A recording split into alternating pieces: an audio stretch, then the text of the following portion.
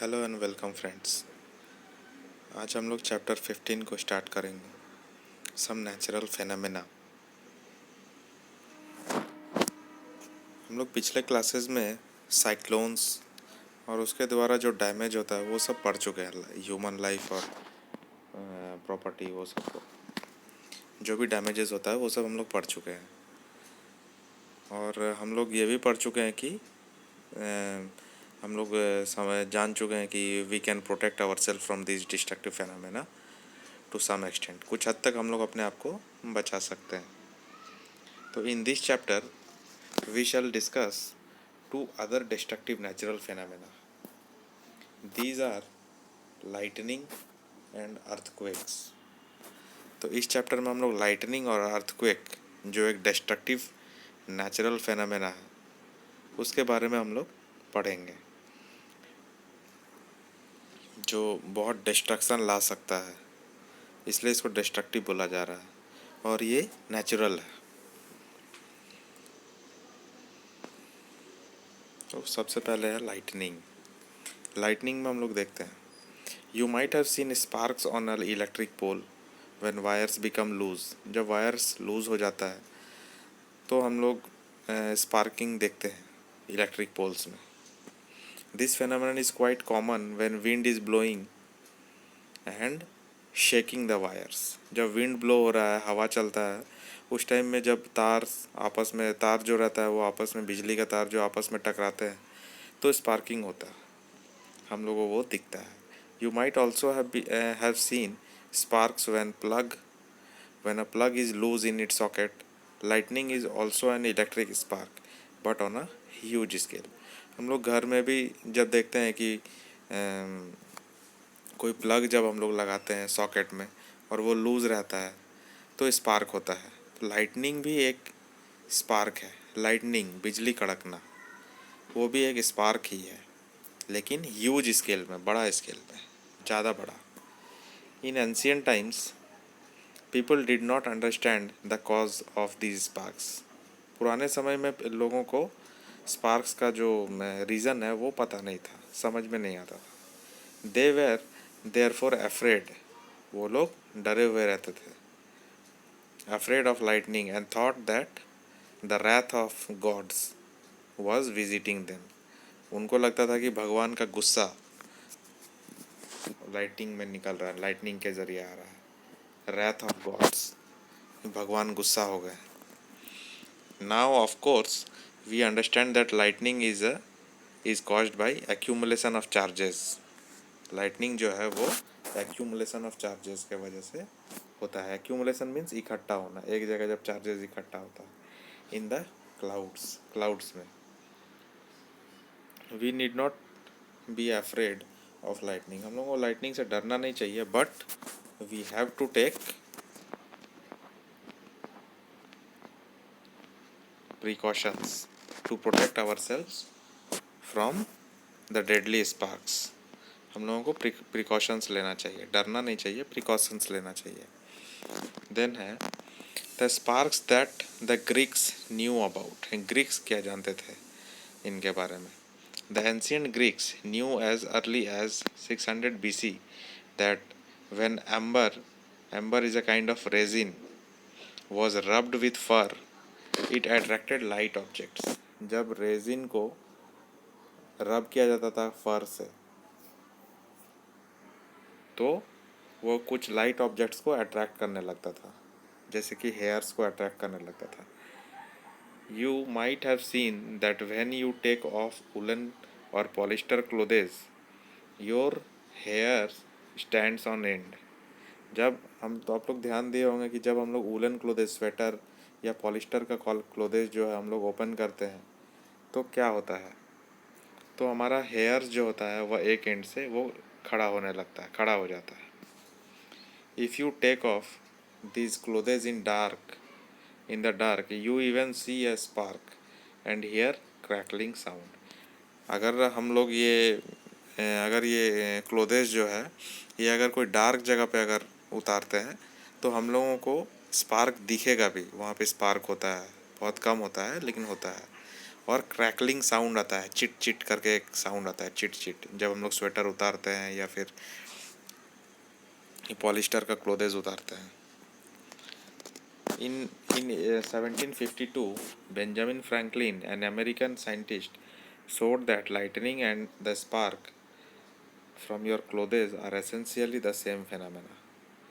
Benjamin Franklin ने 1752 में बताया कि लाइटनिंग और स्पार्क जो है क्लॉथेज से जो आता है वो एसेंशियली द सेम फिनोमेना, एक ही फिनोमेना है। However it took 2000 years for this realisation to occur. 2000 साल लग गया इस चीज़ को समझने में। We shall now study some properties of electric charges. Electric charges का क्या प्रॉपर्टी है। We shall also see how they are related to the lightning in the sky. Electric charges lightning से कैसे रिलेटेड है। Let us perform some activities to understand the nature of electric charges. But recall first what you might have played as a game. हम लोग कभी game खेले हैं उसको भी रिकॉल करना। When you rub a plastic scale on your dry hair, the scale can attract very small pieces of paper. हम लोगों को याद होगा, हम लोग स्कूल में ऐसे जनरली हम लोग ऐसा खेलते भी है, गेम खेलते हैं कि स्केल जो होता है, रूलर प्लास्टिक का जो स्केल होता है, उसको हम लोग ड्राई हेयर पे सर पे ऐसे रगड़ते हैं, रब करते हैं, और फिर छोटा छोटा स्मॉल पीसेज ऑफ पेपर को लेते हैं और उसके ऊपर जब हम लोग उस स्केल को लाते हैं तो वो सारा पीस ऑफ पेपर जो है वो अट्रैक्ट होने लगता है स्केल पे। तो हमें लगता है कि कोई मैजिक हो रहा है, लेकिन मैजिक नहीं हो रहा है। वो स्केल जो है वो स्केल चार्ज हो जाता है और चार्ज की वजह से पेपर, स्मॉल पेपर्स को अट्रैक्ट करता है। चार्जिंग बाय रबिंग, तो वही है चार्जिंग बाय रबिंग। इसमें एक और एक्टिविटी यहाँ भी दिया है कि take a used ball pen refill and rub it vigorously with a piece of polythene. कोई बॉल पेन का रिफिल को लेना है, यूज्ड बॉल पेन जो ख़त्म हो चुका है, और उसको विगरसली बहुत तेज़ी से रब करना है पॉलीथीन के साथ, और bring it close to small pieces of paper. Take care not to touch the rubbed end of the refill with your hand or with a metallic object. Repeat the activity with small pieces of dry leaf, husk and mustard seeds. Record your observations. When a plastic refill is rubbed with polythene, जब plastic refill को polythene के साथ rub किया गया, it acquires a small electric charge, उसमें small electric charge आने लगा। Similarly when a plastic comb is rubbed with dry hair, जब प्लास्टिक कॉम, कंघी को जब बालों से रब किया जाता है, it acquires a small charge, तो वो प्लास्टिक कॉम जो कंघी है उसमें भी थोड़ा चार्ज आ जाता है। These objects are called charge objects, तो इन ऑब्जेक्ट्स को चार्ज्ड ऑब्जेक्ट कहा जाता है। In the process of charging the refill and the plastic comb, polythene and hair also get charge. तो रिफिल को चार्ज करते करते और प्लास्टिक कॉम को चार्ज करते करते पॉलीथीन और हेयर जो है वो भी थोड़ा चार्ज हो जाता है। Let's try to charge some other objects that are familiar to you.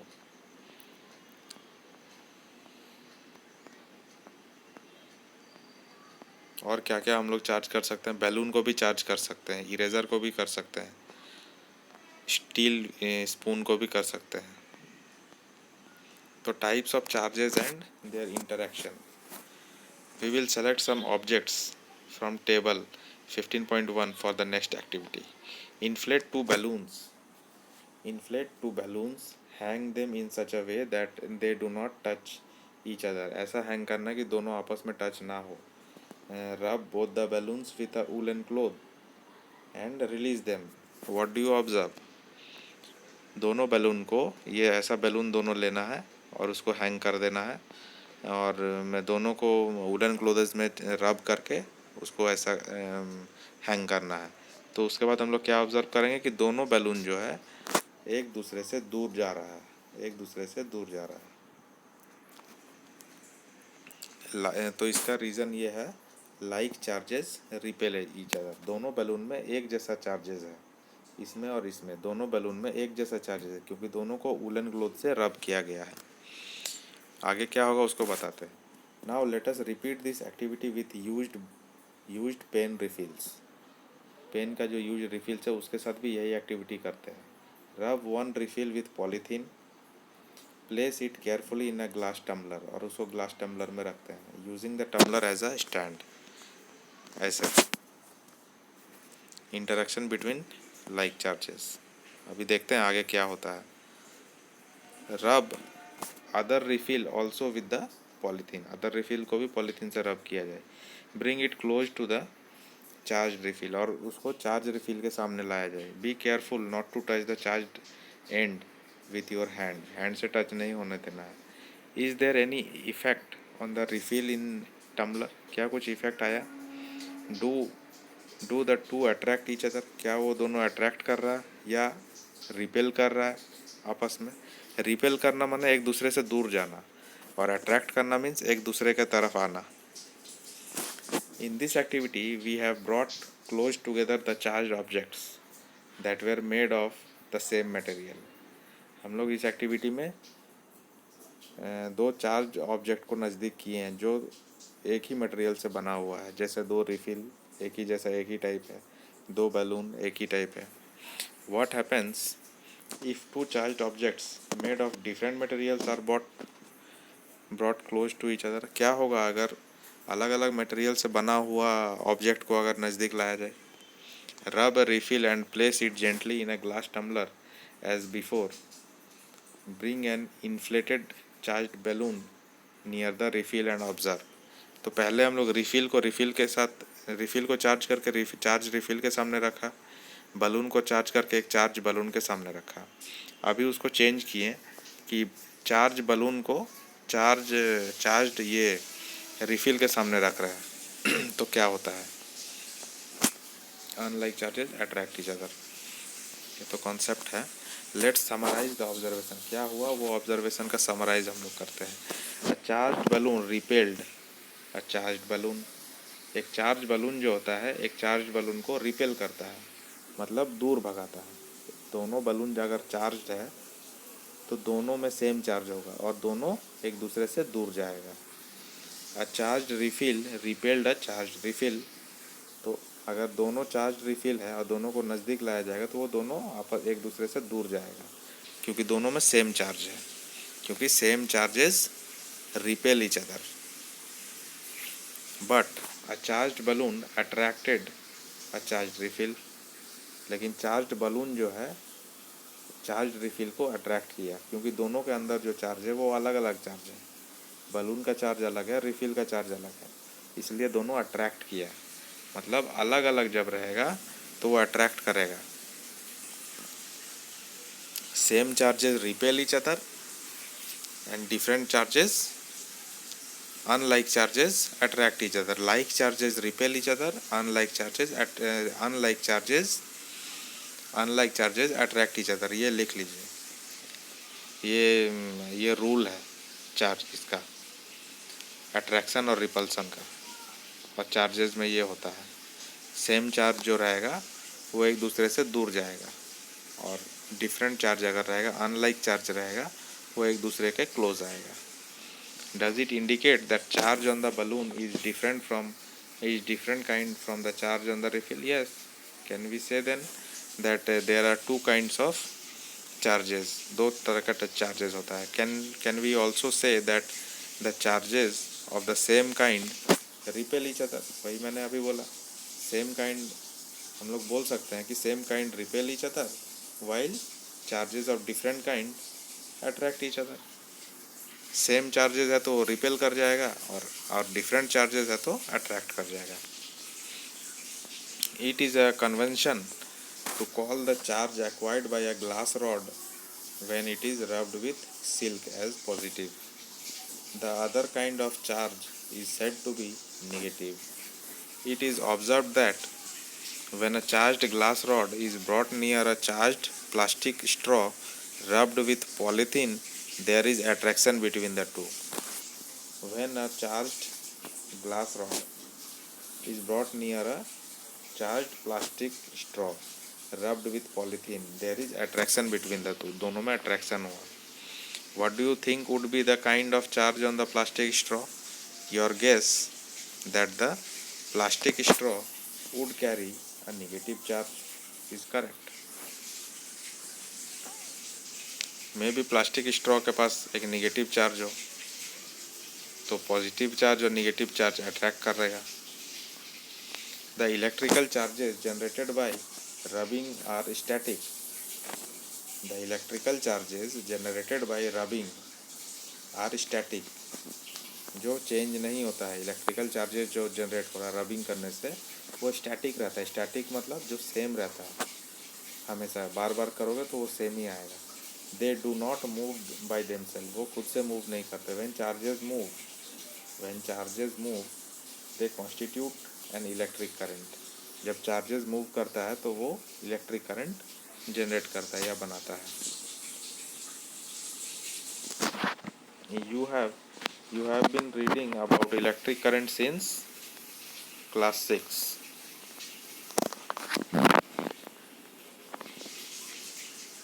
The current in a circuit which makes a bulb glow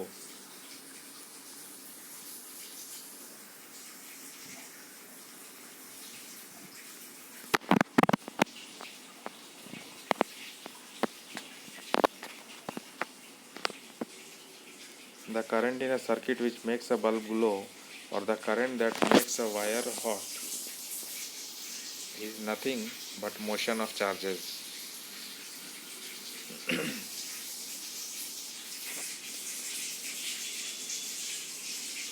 Transfer of charges.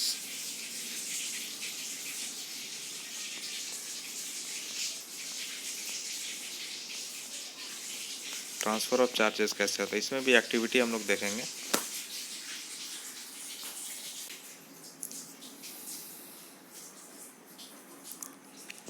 Take an empty jam bottle. Take a piece of cardboard slightly bigger in size than the mouth of the bottle. एक jam का bottle लेना है. Take a piece of cardboard slightly bigger in size than the mouth of the bottle. Mouth of the bottle से थोड़ा सा बड़ा एक cardboard लेना है. Piers a hole in it. उसमें एक होल करना है. So that a metal paper clip can be inserted. एक मेटल का पेपर क्लिप उसमें इंसर्ट किया जा सके. एक ऐसा होल करना है. Open out the paper clip as shown in figure 15.4. Cut 2 strips of aluminum foil about 4 cm by 1 cm each.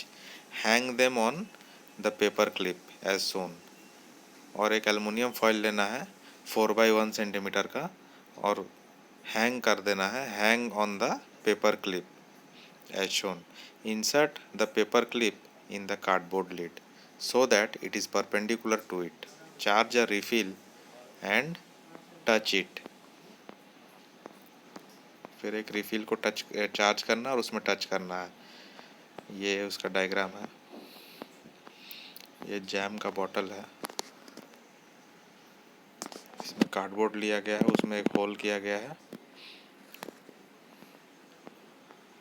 और उसमें पेपर क्लिप को उसमें डाला गया है और दो एलुमिनियम का स्ट्रिप लिया, एलुमिनियम फॉयल का स्ट्रिप लिया गया है. ये देखिए. और ये पेपर क्लिप है और ये रिफिल है. चार्ज रिफिल को टच करा रहा है उसमें with the end of the paper clip. Observe what happens. Is there any effect on the foil strips? क्या फॉयल पे कोई इफेक्ट हो रहा है? ये फॉयल है. फॉयल पे कोई इफेक्ट हो रहा है जब हम ऊपर टच कर रहे हैं तो?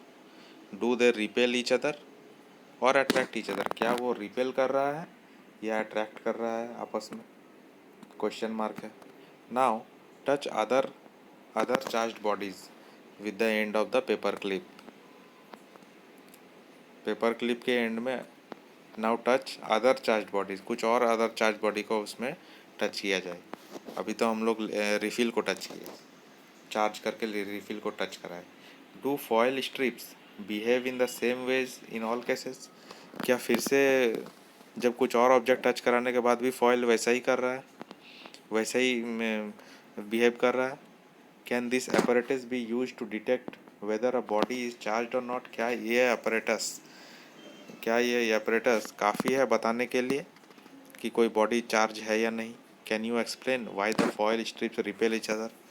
क्या आप बता सकते हैं कि फॉयल स्ट्रिप रिपेल क्यों कर रहा है? यहाँ दो फॉयल को लटकाया गया, एल्युमिनियम फॉयल को, ये पेपर क्लिप में, तो वो आपस में या तो अट्रैक्ट करेगा या तो रिपेल करेगा। तो हम लोग देखते हैं क्या हुआ इसमें। The aluminium foils receive the same charge from the charged refill through the paper clip. Remember that metals are good conductors of electricity. Aluminium foil strip जो है नीचे लटका हुआ, receive the same charge from the charged refill. उसमें same charge आया दोनों दोनों foil में। The strips carrying similar charges repel each other and they become wide open. Such a device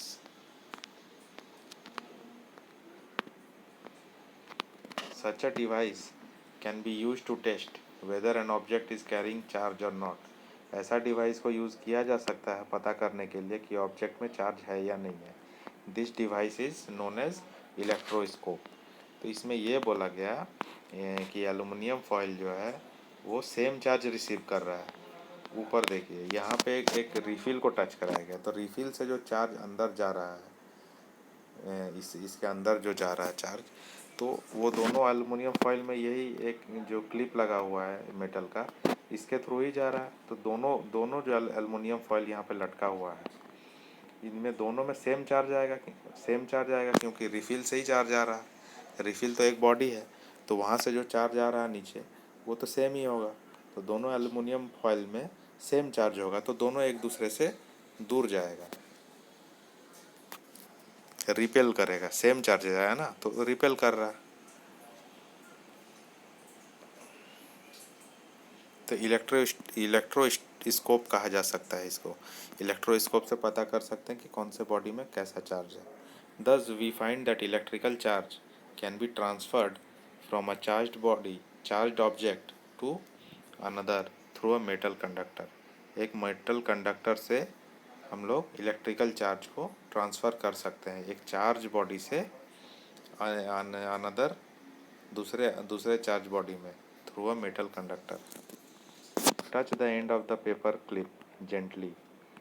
paper clip के एंड को जेंटली धीरे से touch करो विथ हैंड।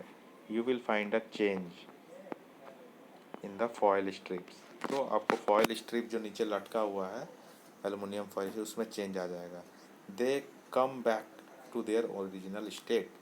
फिर वो लोग कम बैक हो जाएगा, फिर वो लोग एक दूसरे के नज़दीक आ जाएगा। दोनों एल्युमिनियम फॉयल अभी रिपेल हो गया है, और फिर अगर उसको टच कर देंगे अपने हाथ से हम लोग ऊपर में जो क्लिप है उसका एंड को, तो वो दोनों स्ट्रिप जो है नज़दीक आ जाएगा पुराने कंडीशन में।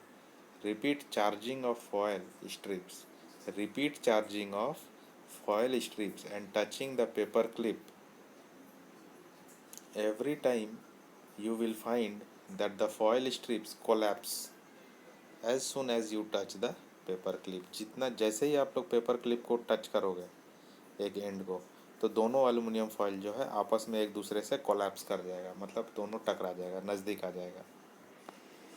तो नज़दीक आता है कब? जब चार्जेस डिफरेंट होता है। Unlike charges attract each other. तो जब चार्जेस अनलाइक होगा, डिफरेंट होगा, तो वो अट्रैक्ट किया।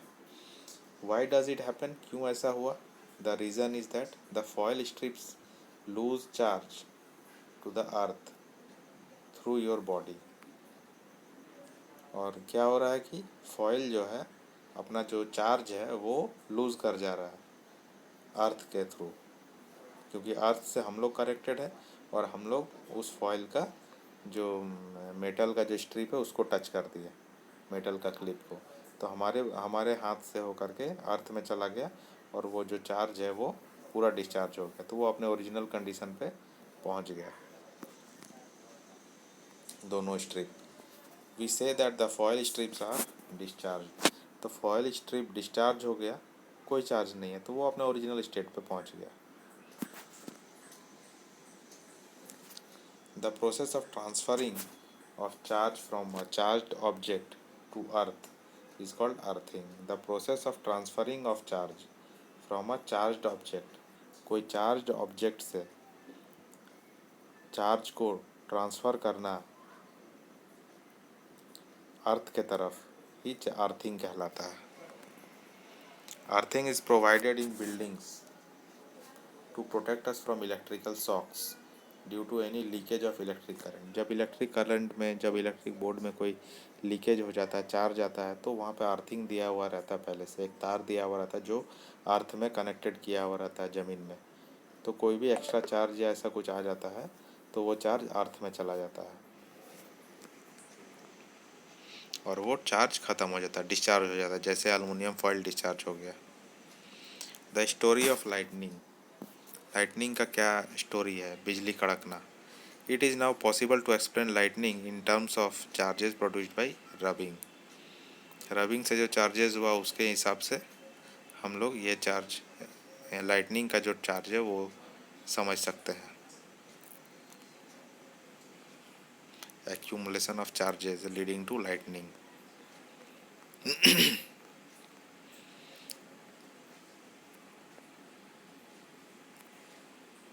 You learned in class 7 that the development of thunderstorm कैसे डेवलप होता है.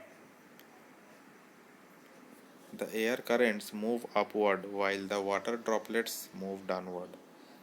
एयर करंट जो होता है, एयर करंट्स वो अपवर्ड की तरफ मूव होता है और वाटर ड्रॉपलेट्स जो है वो नीचे की तरफ.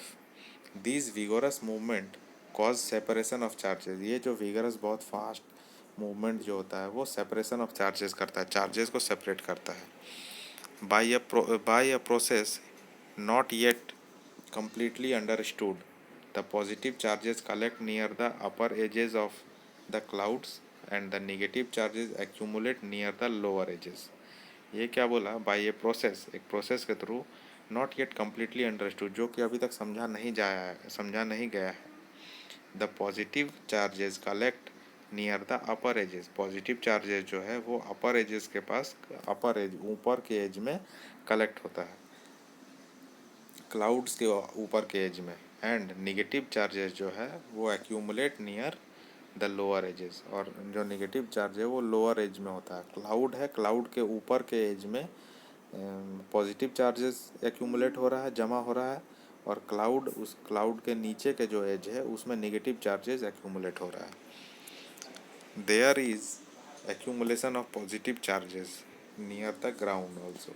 और ग्राउंड के पास भी पॉजिटिव चार्जेस का एक्यूमुलेशन हो रहा है. एक्यूमुलेशन मीन्स कलेक्शन होना, जमा होना. When the magnitude of accumulated charges becomes very large.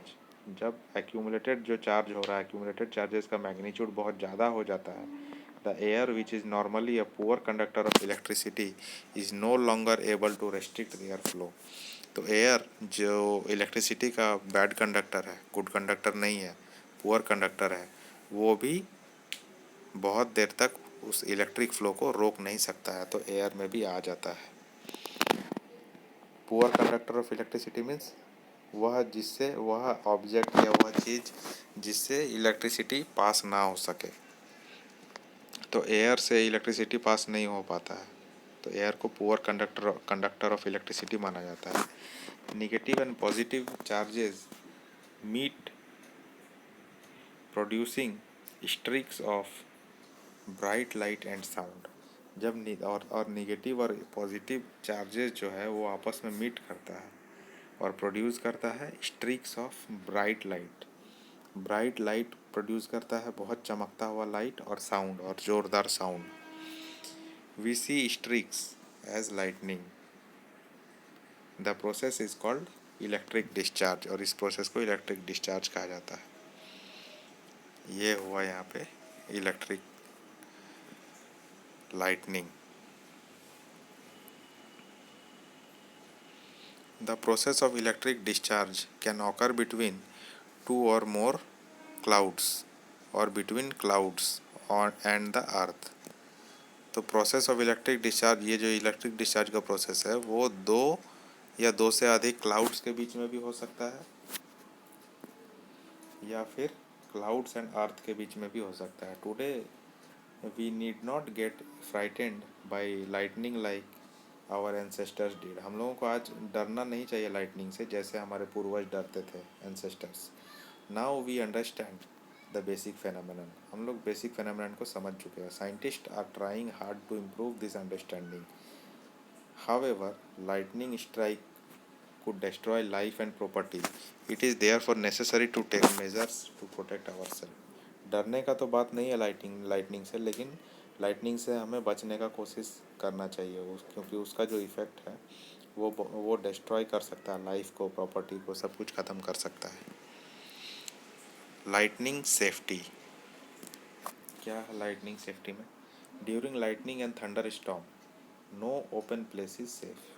कोई भी खुला जगह, जब लाइटनिंग हो रहा हो, बिजली कड़क रहा हो, गरज रहा हो बादल, थंडर स्टॉर्म हो रहा हो, तो कोई भी खुला हुआ जगह, बाहर का जगह सेफ नहीं होता है। Hearing thunder is an alert to rush to a safer place. जब थंडरिंग हो रहा हो, थंडर जो है वो जब हमको सुनाई दिया तो वो एक अलर्ट है कि सेफर प्लेस की तरफ निकल जाओ, सेफर प्लेस की तरफ जाओ बचने के लिए। After hearing the last thunder को सुनने के बाद wait for some time for coming out of the safe place. जब लास्ट थंडर हो तो हम लोगों को थोड़ी देर के लिए वेट करना चाहिए बिफोर कमिंग आउट, बाहर निकलने से सेफ प्लेस से। सेफ प्लेस में जा कर के छुप जाना है और हम लोगों को वेट करना है लास्ट थंडर के कुछ समय बाद तक। फाइंडिंग अ सेफ प्लेस, कैसे हम लोग सेफ प्लेस फाइंड कर सकते हैं? A house or a building is a safe place. House और building safe place है. If you are traveling by a car or by bus, you are safe inside. आप लोग अंदर सेफ है अगर कार और बस से ट्रैवल कर रहे थे। With windows and doors of the vehicle shut. लेकिन विंडोज़ और डोर्स जो है उसका बंद होना चाहिए। Dos and don'ts during a thunder storm, क्या क्या करना चाहिए और क्या क्या नहीं करना चाहिए। आउटसाइड में ओपन व्हीकल्स, खुला हुआ जो गाड़ी होता है, like motor bikes, tractors, construction machinery, open cars are not safe. तो ये खुला हुआ जो गाड़ी होता है बाहर में वो सेफ नहीं है। Open fields, tall trees, shelters in parks, elevated places do not protect us from lightning. तो ये सब जगह जो खुला हुआ जगह है ये सब हम लोगों को लाइटनिंग से नहीं बचा सकता है। Carrying an umbrella is not at all a good idea during thunder storm. बादल जब गरज रहा हो तो छाता लेकर निकलना एकदम अच्छा आइडिया नहीं है। इफ़ इन अ फॉरेस्ट, अगर फॉरेस्ट में है, take shelter under shorter tree. अगर हम लोग फॉरेस्ट में हैं तो हम लोगों को बचने के लिए छोटे जो ट्री है, छोटा हाइट का जो ट्री है उसके नीचे जाना चाहिए। If no shelter is available and you are in an open field, अगर कोई भी शेल्टर नहीं है, छत नहीं मिल रहा है, छुपने के लिए कोई जगह नहीं मिल रहा है, शेड नहीं मिल रहा है, तो और हम लोग ओपन फील्ड में हैं तो क्या करना चाहिए? Stay far away from all trees. तो हम लोगों को सारे ट्रीज़ से दूर रहना चाहिए अगर ओपन फील्ड में है तो। स्टे अवे फ्रॉम पोल्स और अदर, पोल्स से भी दूर रहना चाहिए और अदर मेटल ऑब्जेक्ट्स, और कोई भी मेटल ऑब्जेक्ट से दूर रहना चाहिए जब बादल गरज रहा हो। Do not lie on the ground, ground पे तो सोना नहीं चाहिए, पड़े नहीं रहना चाहिए। Instead squat low on the ground, या फिर हम लोगों को ऐसे झुक करके बैठ जाना चाहिए ग्राउंड पे। Place your hands on your knees, अपना जो हाथ है वो घुटनों पर रखना चाहिए। With your head between the hands, और हेड को अपने हाथों के बीच में रखना चाहिए, वैसा पोज बना करके बैठना चाहिए। This position will make you the smallest target to be struck. तो ये आपको एकदम छोटा टारगेट बना देता है, छोटा बना देता है ताकि आप बच सके उससे। ये जो दिया हुआ है पिक्चर में, सेफ पोजीशन ड्यूरिंग लाइटनिंग, जब आपको कोई छत वत कुछ भी नहीं मिल रहा है, जब आप ग्राउंड में फंस गए हैं, कुछ है नहीं वहाँ बचने के लिए, तो पेड़ के नीचे जाने से बचे, पेड़ के नीचे नहीं जाना है। और अगर कुछ भी नहीं मिल रहा है बचने के लिए तो ऐसा पोजीशन में बैठ जाना चाहिए, स्मॉल बना लेना चाहिए खुद को। इनसाइड द हाउस, तो इतना तो था आउटसाइड ऑफ हाउस के लिए। इनसाइड हाउस क्या करना है? Lightning can strike telephone cords को स्ट्राइक कर सकता है, electric wires and metal pipes. Do you remember lightning is an electrical discharge? Lightning तो एक इलेक्ट्रिकल डिस्चार्ज है, तो ये सब चीज़ पे अटैक कर सकता है। During a thunder storm, contact with these should be avoided. ये सब से कॉन्टैक्ट नहीं करना चाहिए, ये सब से दूर रहना चाहिए। It is safer to use mobile phones and cordless phone. Cordless phone या फिर मोबाइल फ़ोन यूज़ करना सेफ़ हो सकता है, क्योंकि इनमें वायर्स नहीं रहता है। However it is not wise to call up a person who is receiving your phone through a wired phone. या फिर कोई भी मोबाइल फ़ोन से या किसी को ऐसा लोगों को फ़ोन नहीं करना चाहिए जिसमें जो रिसीव करे और उसका फ़ोन जो हो वो वायर वाला हो, लैंडलाइन हो या वायर हो जिसमें। Bathing should be avoided during thunderstorm. नहाना नहीं चाहिए उस टाइम में जब जब थंडरस्टॉर्म हो रहा है। To avoid contact with the running water, क्योंकि वो बहता हुआ जो पानी है उससे अवॉइड करना चाहिए उसको। Electrical appliances like computers, TVs ETC should be unplugged. ये सबको प्लग निकाल देना चाहिए। Electrical lights can remain on. Electrical lights on रह सकता है, they do not cause any harm. Then lightning conductors क्या है? Lightning conductor is a device use to protect buildings from the effect of lightning. ये एक conductor एक device है जो बिल्डिंग के ऊपर लगाया जाता है, जो बिल्डिंग को बचाता है लाइटनिंग से। अ मेटालिक रॉड, इसमें क्या रहता है? A metallic rod taller than the building is installed in the walls of the building. Building के नीचे, बिल्डिंग के साथ ही साथ एक मेटालिक रॉड को इस्टेब्लिश किया जाता है ड्यूरिंग इट्स कंस्ट्रक्शन, जब बिल्डिंग बन रहा होता है। One end of the rod is kept out in the air, और एक एंड एयर में रहता है बाहर, and the other is buried deep in the ground, और दूसरा एंड जो है मिट्टी में दबा दिया जाता है। The rod provides easy route for the transfer of electric charge to the ground. ये जो रॉड है जो ऊपर खुला है, तो ये चार्ज को पास होने के लिए, एक इलेक्ट्रिक चार्ज को पास होने के लिए एक रास्ता दे देता है ग्राउंड में, इजी रास्ता। The metal columns use during construction, electrical wires and water pipes in the buildings also protect us to an extent. तो मेटल कॉलम्स जो होता है, जो कंस्ट्रक्शन में यूज़ होता है, या इलेक्ट्रिक वायर्स जो है और वाटर पाइप्स जो है जो मेटल का होता है, वो लोग भी बहुत हेल्प हेल्प करता है, प्रोटेक्ट करता है बिल्डिंग को during thunder storm. But do not touch them during thunder storm. तो ये मेटल का चीज़ों को छूना नहीं चाहिए थंडर स्टॉर्म्स के टाइम में। और ये पिक्चर में दिखाया गया है, ये है लाइटनिंग लाइटनिंग कंडक्टर। ये ऊपर में रूफ पे यहाँ पे खुला हुआ है, और यहाँ से अंदर से ऐसे करके ये ज़मीन में गया है, बरीड हो गया है नीचे। तो कोई भी चार्ज ऊपर से आएगा तो वो उसके थ्रू नीचे अर्थ में चला जाएगा और बिल्डिंग प्रोटेक्ट हो जाएगा।